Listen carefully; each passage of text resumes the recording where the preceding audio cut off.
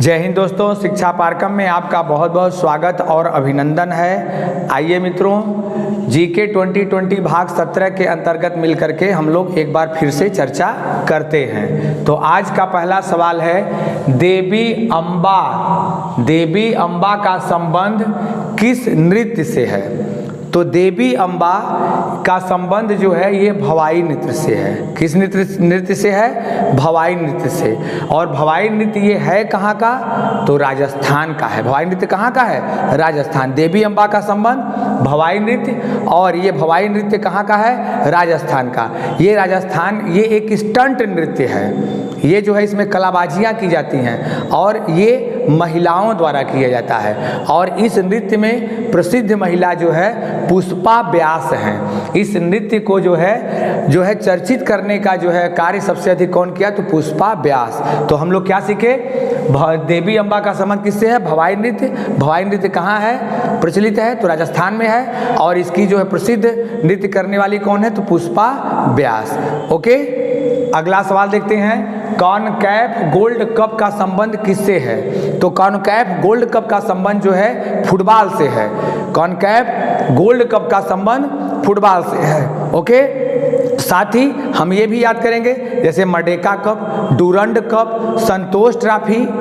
Merdeka, Durand, संतोष trophy ये किस खेल से संबंधित है? तो फुटबॉल से संबंधित है। किस खेल से संबंधित है? फुटबॉल से संबंधित है। कॉनकैफ कैफ गोल्ड कप का संबंध किससे है? फुटबॉल से है। अगला सवाल, प्रयाग प्रशस्ति किस भाषा में संकलित है? तो प्रयाग प्रशस्ति संस्कृत भाषा में संकलित है। प्रयाग प्रशस्ति किस भाषा में संकलित है? प्रयाग प्रशस्ति संस्कृत भाषा में संकलित है। और प्रयाग प्रशस्ति का संकलन किसने किया था? तो हरिसेन। हरिसेन किसके दरबार में? तो समुद्रगुप्त के दरबार में। समुद्रगुप्त को भारत का नेपोलियन कहा गया है। किसने कहा है? स्मिथ ने कहा है। तो प्रयाग प्रशस्ति का संकलन किसने किया? हरिसेन। किस भाषा में? संस्कृत भाषा में। प्रयाग प्रशस्ति में ही जो है समुद्रगुप्त के बीजियों का वर्णन जो मिलता है। समुद्रगुप्त के बीजियों का वर्णन, तो प्रयाग प्रशस्ति का संकलन हरिसेन। किस भाषा में? संस्कृत भाषा में। ओके, अगला क्वेश्चन, जरगा पर्वत चोटी कहाँ है? तो जरगा पर्वत चोटी राजस्थान में है। जरगा पर्वत चोटी कहाँ है? राजस्थान। साथ ही माउंट आबू कहाँ है? जो है ये भी राजस्थान में है। माउंट आबू राजस्थान में। गुरु शिखर राजस्थान में। अरावली की सबसे ऊंची चोटी कौन है? गुरु शिखर। अरावली की सबसे ऊंची चोटी गुरु शिखर, ये भी राजस्थान में है। माउंट आबू राजस्थान, और जरगा पर्वत जो है ये भी राजस्थान में है। अगला सवाल, अंतर्राष्ट्रीय स्वच्छ वायु दिवस। अंतर्राष्ट्रीय स्वच्छ वायु दिवस 7 सितंबर। अंतर्राष्ट्रीय स्वच्छ वायु दिवस 7 सितंबर को मनाया जाता है। साथ ही अंतर्राष्ट्रीय महिला दिवस जो है ये 8 मार्च। अंतर्राष्ट्रीय महिला दिवस 8 मार्च। विश्व स्वास्थ्य दिवस 7 अप्रैल। विश्व स्वास्थ्य दिवस 7 अप्रैल। अंतर्राष्ट्रीय स्वच्छ वायु दिवस कब मनाया जाता है? जो 7 सितंबर को मनाया जाता है। अगला सवाल, आचार संहिता जारी करता है? तो आचार संहिता जारी करता है निर्वाचन आयोग। आचार संहिता कौन जारी करता है? निर्वाचन आयोग जो है राष्ट्रीय निर्वाचन आयोग। राष्ट्रीय निर्वाचन आयोग किस अनुच्छेद में है? 324 में। राष्ट्रीय निर्वाचन आयोग, केंद्रीय निर्वाचन आयोग अनुच्छेद 324 में इसका वर्णन है। अगला सवाल, सीधी कार्रवाई दिवस कब घोषित किया गया? तो सीधी कार्रवाई दिवस जो है मुस्लिम लीग द्वारा घोषित किया गया 16 अगस्त 1946 को।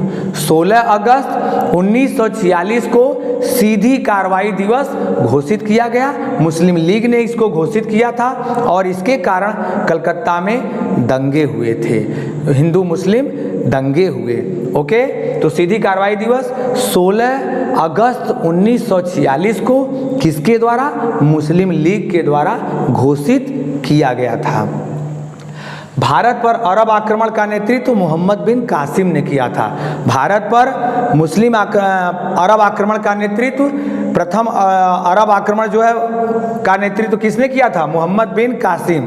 712 ईस्वी में। 712 ईस्वी में मोहम्मद बिन कासिम के नेतृत्व में प्रथम अरब आक्रमण हुआ। ओके। और इसका वर्णन किस ग्रंथ में मिलता है? तो चचनामा में। किस ग्रंथ में? चचनामा में। तो प्रथम अरब आक्रमण 712 ईस्वी में किसके नेतृत्व में? मोहम्मद बिन कासिम के नेतृत्व में। और कहाँ हुआ? सिंध में पर हुआ। सिंध का राजा कौन था? दाहिर था। सिंध का राजा कौन था? दाहिर था। ओके। अगला सवाल, खेल पोलूद त्योहार मनाती है। तो खेल पोलूद त्योहार कुवड जनजाति द्वारा मनाया जाता है। और कुवड जनजाति कहाँ पाई जाती है? तो कर्नाटक में। तो खेल पोलूद त्योहार जो है कुवड जनजाति द्वारा मनाया जाता है और यह जनजाति कर्नाटक में पाई जाती है। ओके। 10वां सवाल, तिराप और नोवा नदी कहाँ बहती है? तो तिराप और नोवा नदी अरुणाचल प्रदेश में बहती है। तिराप और नोवा नदी कहाँ बहती है? अरुणाचल प्रदेश में बहती है। ओके। अगला सवाल, 1951 में प्रथम एशियाई खेल की मेजबानी किस देश ने की थी? तो प्रथम एशियाई खेल 1951 में हुआ और उसकी मेजबानी किसने किया था? तो भारत ने किया था। प्रथम एशियाई खेल की मेजबानी भारत ने किया था। और ये कब हुआ था? 1951 में दिल्ली में हुआ था। ओके। और भारत इसमें दूसरे स्थान पर था। प्रथम स्थान पर जापान और दूसरे स्थान पर भारत था। भारत ने प्रथम एशियाई खेल में 15 स्वर्ण, 16 रजत और 20 कांस्य पदक जीता था। पहले एशियाई खेल में भारत ने 15 स्वर्ण, 16 रजत पदक और 20 कांस्य पदक जीता था। और पोजीशन क्या था? जापान के बाद दूसरे नंबर पर भारत था। ओके। 12वां सवाल, राज तरंगिणी में वर्णन है। तो राज तरंगिणी के लेखक कौन है? तो कल्हड़। राज तरंगिणी के लेखक कल्हड़। और इसमें कश्मीर का इतिहास मिलता है। राज तरंगिणी के लेखक कल्हड़ और इसमें क्या मिलता है? कश्मीर का इतिहास। ओके। राज तरंगिणी के लेखक कल्हड़, इसमें कश्मीर का इतिहास मिलता है। और भारत की प्रथम ऐतिहासिक पुस्तक कौन सी है? तो राज तरंगिणी। भारत की प्रथम ऐतिहासिक पुस्तक राज तरंगिणी। द ग्रेट खली नाम से प्रसिद्ध व्यक्ति का असली नाम क्या है? जो है हम लोग देखते हैं कि ग्रेट खली नाम से प्रसिद्ध जो व्यक्ति है उसका असली नाम क्या है? तो ये भारतीय अमेरिकी है। और यह जो है इसका असली नाम है दिलीप सिंह राणा। तो ग्रेट खली का असली नाम क्या है? दिलीप सिंह राणा। ओके। कोलानालू नृत्य का प्रदर्शन किस राज्य में किया जाता है? तो कोलानालू नृत्य का प्रदर्शन आंध्र प्रदेश में किया जाता है। कोलानालू नृत्य कहाँ प्रदर्शन किया जाता है? तो आंध्र प्रदेश में किया जाता है। प्रथम ज्ञानपीठ पुरस्कार विजेता कौन थे? तो जी शंकर कुरूप। कब मिला? तो 1965 में। प्रथम ज्ञानपीठ पुरस्कार विजेता जी शंकर कुरूप कब मिला? 1965 में। और साथ ही जो है इनको याद रखना है कि ये जो है किस भाषा के लेखक थे?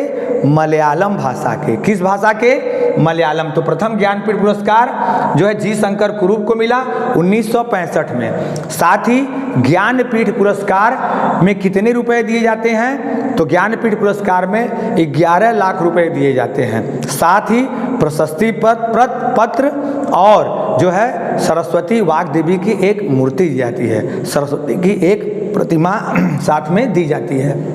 ओके। तो प्रथम ज्ञानपीठ पुरस्कार विजेता जी शंकर कुरूप किस भाषा में के लेखक थे? मलयालम भाषा के। कब दिया गया? 1965 में। साथ ही ज्ञानपीठ पुरस्कार 8वीं अनुसूची में जो 22 भाषाओं का वर्णन है उसी के लिए जो है उसी में से किसी एक भाषा के लिए जो है लेखक को जो है ये ज्ञानपीठ पुरस्कार दिया जाता है। ओके। अगला सवाल, अशोक चक्र से सम्मानित प्रथम भारतीय महिला कौन थी? तो अशोक चक्र से सम्मानित प्रथम भारतीय महिला थी नीरजा भनोट। अशोक चक्र से सम्मानित प्रथम भारतीय महिला कौन थी? नीरजा भनोट। ओके। अगला सवाल, राष्ट्रपति चुनाव का वर्णन संविधान के किस भाग में है? राष्ट्रपति चुनाव का वर्णन संविधान के भाग 5 में है। राष्ट्रपति का वर्णन ही जो है किस भाग में है? संविधान के भाग 5 में है। राष्ट्रपति के क्षमादान की शक्ति किस अनुच्छेद में है? तो राष्ट्रपति के क्षमादान की शक्ति अनुच्छेद 72। राष्ट्रपति के क्षमादान की शक्ति किस अनुच्छेद में है? तो 72। ओके। राष्ट्रपति पर महाभियोग किस अनुच्छेद में है? तो अनुच्छेद 61। ओके। अगला सवाल, केंद्रीय सतर्कता आयोग CVC, केंद्रीय सतर्कता आयोग कब गठित हुआ?